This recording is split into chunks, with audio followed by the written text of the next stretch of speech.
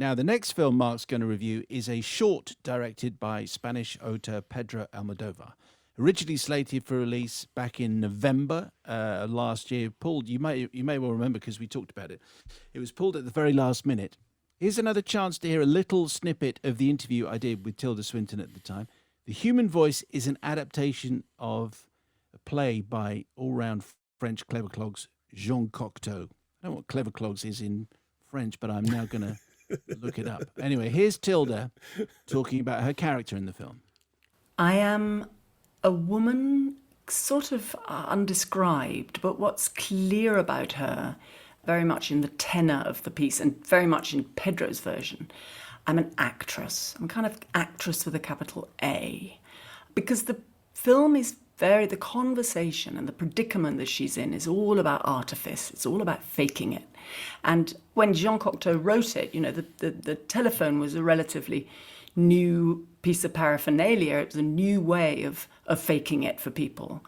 And the predicament this woman's in, she's being dumped by this guy. She's got his luggage, which she's waiting for him to come and collect. He said he was going to come 3 days ago, and she's just been waiting for him. And she's trying to do all of this breakup in a very dignified way, which is relatively, more easy to do if you're on a phone, because you can play with your voice, you can play with your attitude, you can pretend that you're doing just fine.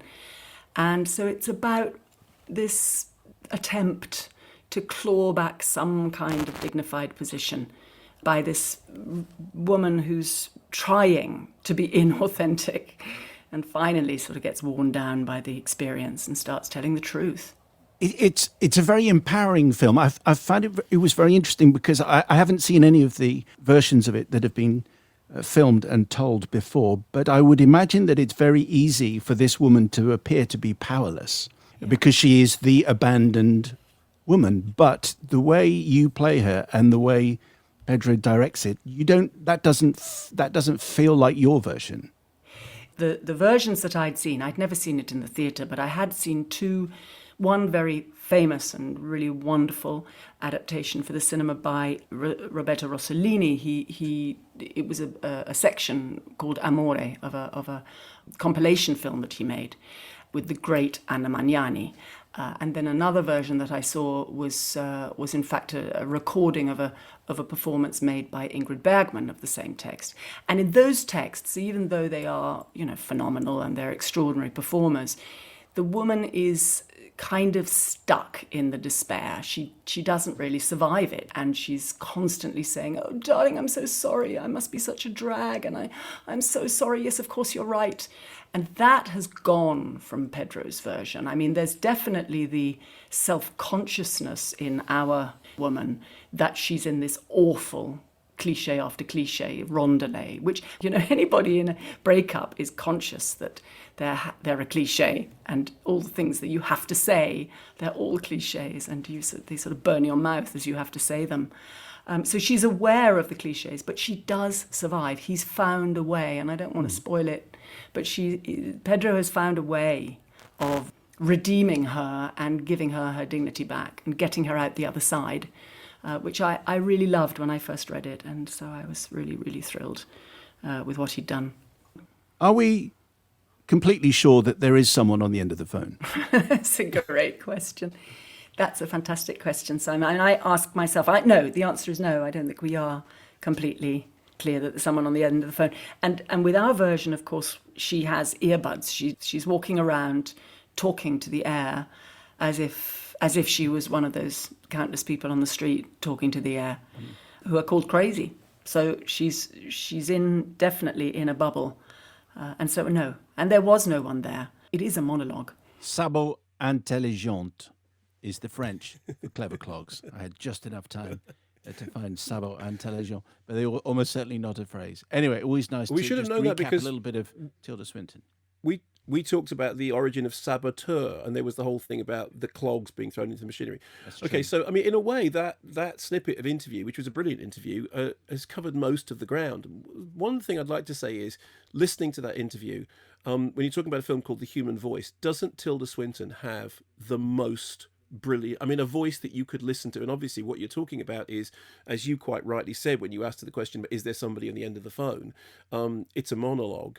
and there is definitely the suggestion that she might be just talking to herself. And there are very few people, I think, that can carry that off. But listening to Tilda Swinton's voice, even just then in conversation, the level of modulation, the level of dramatic import, the way, I mean, very few people have got that quality of voice.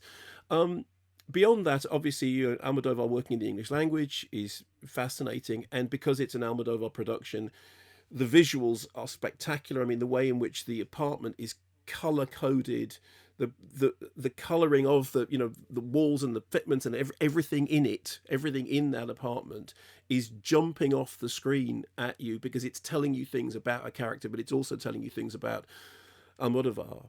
And I think what's really fascinating is that it's set within this theatrical framing there's a theatrical framing device, which under other circumstances I think might have made you feel emotionally detached from it. But I was talking earlier on about a film and saying my problem was I didn't feel emotionally very engaged. This is a film which makes a big point of its artifice, and yet I found myself completely gripped by it because of Tilda Swinton's performance, which I just think is, absolutely riveting.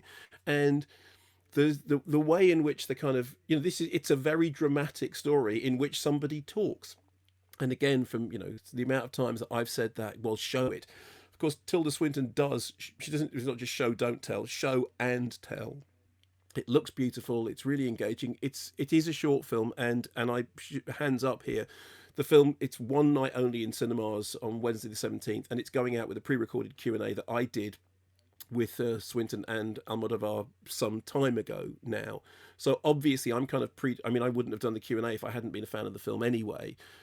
It's a while ago now that we did it, but I don't think I got as far into it as you did in that clip that we just played, because I actually asked her, I said, so was there somebody on the end of the phone? And she very politely said, no, there wasn't. Well, you just went straight for the heart of it, which was, we don't even know that there is somebody on the end of the phone in the artifice. So I think you cut right to the heart of it, where I went right to the heart of the periphery. So can I go to the cinema and see you on a big screen? If that's what lights your candle, apparently you can. Yeah, Michael Gove. Thank you very much. Richard Nixon, etc. Nick Lowe, we'll stick with that one.